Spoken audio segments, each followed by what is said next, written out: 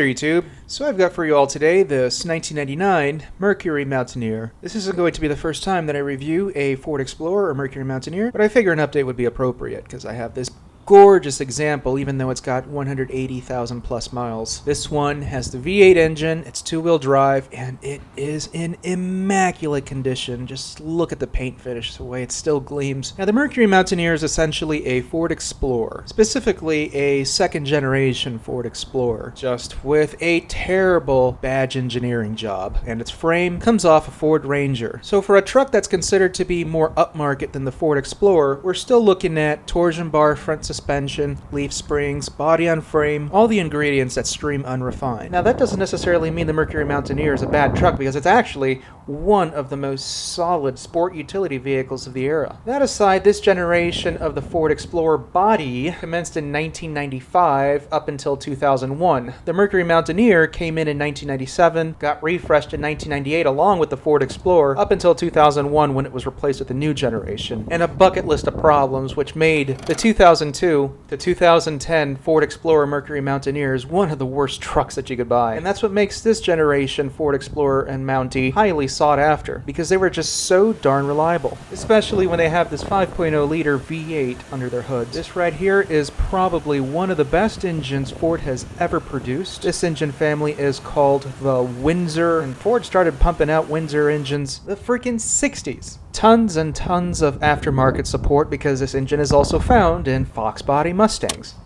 Inside, things are pretty straightforward. For being 19 years old and 185,000 miles, this is an immaculate looking interior. I mean, look at these seats. Not cracked or broken apart. Everything inside is intact, not cracked. Dashboard, everything is soft to the touch. Over to the door panel, everything continues. This is padded, armrest as well. Plastic over here is a little bit faded. All four window switches right there, auto down, power locks, power mirrors. Both front seats are powered. Switches are right below here. Bit of a squeeze once you have the door closed. This is the lever for the backrest and lumbar support right there.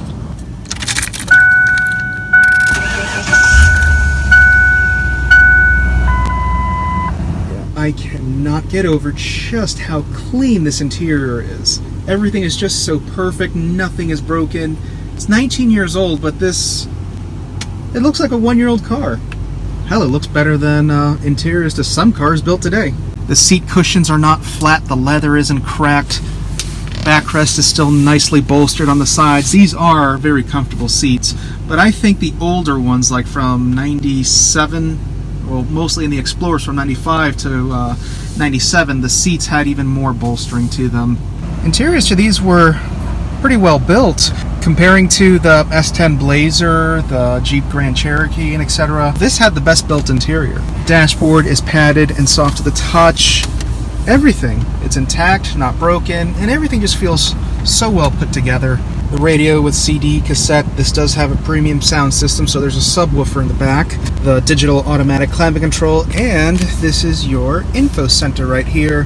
This is if you want to change it to metric, your range, distance to empty, how many gallons you have left, how many you've used, economy, which is not that good. If you want to reset everything, system check, it'll run through a little sequence right there, but you can speed it up just by pushing the button. Little simple stuff like that. This one had the smoker's package right down here, just removable 2 cup holders, tissue box holder right in there. The center console armrest appears to have been reupholstered at some point. I'm pretty sure the original was cracked. Inside, coin holder right there. And to get to the tissue box holder, you just slide this thing up like so. It's a little bit stubborn. Well, you get the idea. It's supposed to slide out. I think it's just catching onto something down there. The steering wheel, leather wrapped all the way around with stitching. Cruise controls on this side.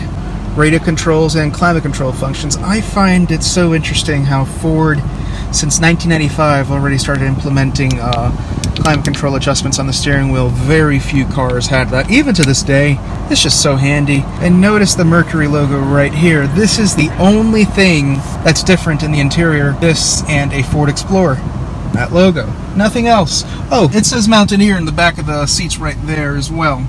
Aside from that, everything is identical to the Ford Explorer interior. The auto headlamp on and off switch is right there. Interesting place, but there's really no other place to put it.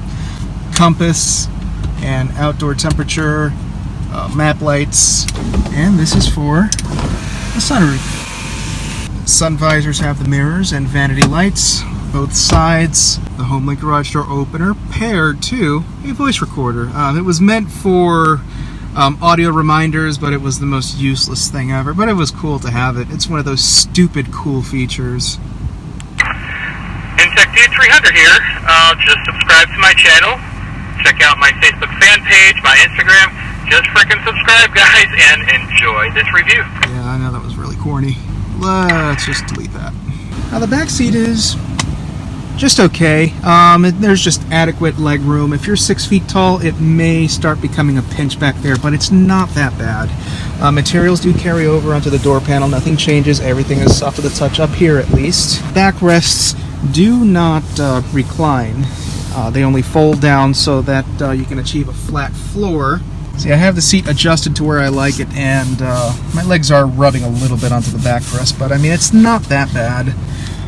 It is cool that, you know, for such a small vehicle, this is not a big car, you still get rear AC. Well, it's really more of a fan.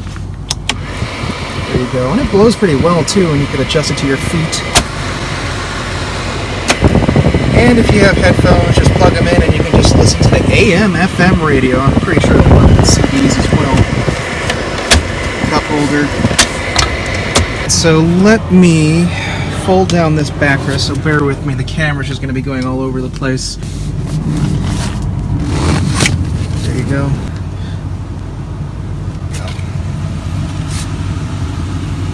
Now there are two ways to access the rear cargo area, either through the glass just by pushing the button. I don't know if you saw me push the button, but yeah, you just push away. And there you go, if you just need to drop in some groceries. But if you need to load in bigger objects, it's better that just open the whole thing. Cargo area is very spacious, and again, this is not a massive car, but it's amazing the stuff that you could fit in here. I've been driving this Mountaineer personally for a little bit, and we've had quite a few of these trucks in the past, and we've packed them up to the gills. The subwoofer is right back here. There are some latches below if you need to strap down anything. And to the side over here, I think it's, yeah, jack storage right there. The older trucks actually had a separate reservoir for the washer fluid in here, and it would have had like a cap right there, but they seem to have done away with that probably around 98, which was the refresh for the Explorer Mountaineer. Now this is actually very handy. The door lock's right back here. And if you're short, little strap.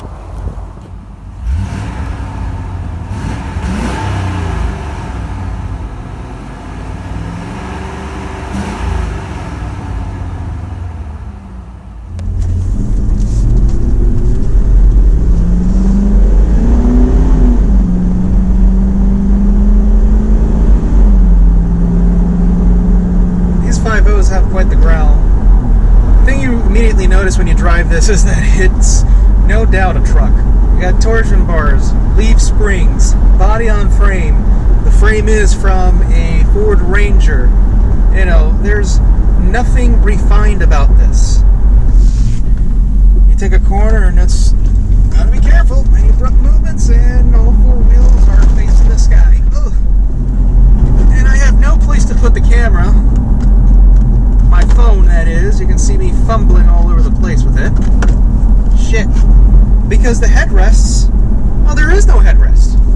I mean, it's just, the seat is just one piece, and there was no place for me to pinch my phone onto the seat anywhere, so I just threw it wherever, because I don't have anywhere to put it. Ford did not give a shit about whiplash protection in the Ford Explorer and Mercury Mountaineer. It's like, ugh. There's nowhere to put your head. Where to put your phone when you want to make a review. The ride is very stiff, not a ton of body roll, a lot less than you'd expect, but you know, these trucks have a high center of gravity, so it doesn't take a whole lot for these to tip over. Not the quietest ride either. I've taken this thing to St. Pete from Orlando and back, round trip. One of the most uncomfortable drives I've ever been through. It's just so much fatigue. I am taking this Cloverleaf at 50, and to be honest, that was about as fast as I could handle it with the LS400. There was just so much body lean. I really wouldn't push it on this one because it will flip over. The 5.0 really isn't it's not a speedster. It's just a lot of torque. You can put a trailer to this and it really won't affect it a whole lot. It's got about 300 foot-pounds. It's got about 290 or 300 foot-pounds of torque. So put a trailer to it and it really won't affect it much. But yeah, I'm going 70 miles an hour. I feel a slight driveline vibration, which is natural to all of these. A lot of wind noise. All the little bumps and jitters. This truck will, be dramatic about it, even though you don't even see it. You go over a rough patch of road, like a tiny little pothole, and it's like a tire blew out. These things don't shine on the freeway because they weren't meant for that. It was the 90s. This was the definition of the sports utility vehicle derived from a truck. And it's interesting how I can compare this to the ML320 I reviewed, because that was a pure truck, but it was so refined in comparison to this, even though that one was also body on frame and had front torsion bar suspension. Just the difference between manufacturers and the way they tune it. The difference is striking, even though it's a very similar suspension setup. These trucks are not half bad if you're not planning to go on a ton of road trips or anything. Go 50 miles out of the way to go to the beach and come back. It's fine for that, but I want to go cross country in this. And I wouldn't go much faster than 75, 80. Beyond that, there's not a whole ton of control. I just don't feel very confident. It's got nice legs. These 302 V8s, they're really fucking durable engines, and they're so sought after. If this truck were in the junkyard, the first thing that would have been gone was the engine. Because the Mustang folks, they want these engines. This one has the GT40P heads on them, which really doesn't do a whole lot in terms of performance, but they're gaga over that stuff. But aside from all the imperfections and the crappy ride, these trucks with the V8, they are so reliable, rugged, durable, they're easy to fix. These also have the more desirable transmission, the 470W 4-speed automatic. These gearboxes were found in the Crown Victoria town car and whatnot. The V6s were paired to a 5-speed automatic, which, yes, on paper it sounds better and it offers benefits, but it was nowhere near as reliable. It was a terrible gearbox. No matter the engine, you still see so many of these trucks, even the ones from the early 90s, the very square ones. But yeah, if you're in the market for a cheap, SUV of this era, between Chrysler and GM, the Ford Explorer was probably the most reliable and still is the best of the bunch. If you care about durability, this is the way to go. If you care about ride quality and comfort and off-road capability, you might want to go for the Grand Cherokee. And on the GM side, there was the GMC Jimmy and the S10 Blazer. Those things were just crap. Nothing better than the competitors. Why you barely see them on the road anymore. And you still see a ton of these, and even a few of the Grand Cherokees. That says a lot. So yeah, if you spot one of these trucks up for sale that's in great condition, especially one with the V8, don't hesitate. I mean, there isn't a whole lot that can go wrong with them. They're very easy to fix, and they're reliable trucks, especially the ones with the two-wheel drive configuration. So anyways, guys, thanks for watching.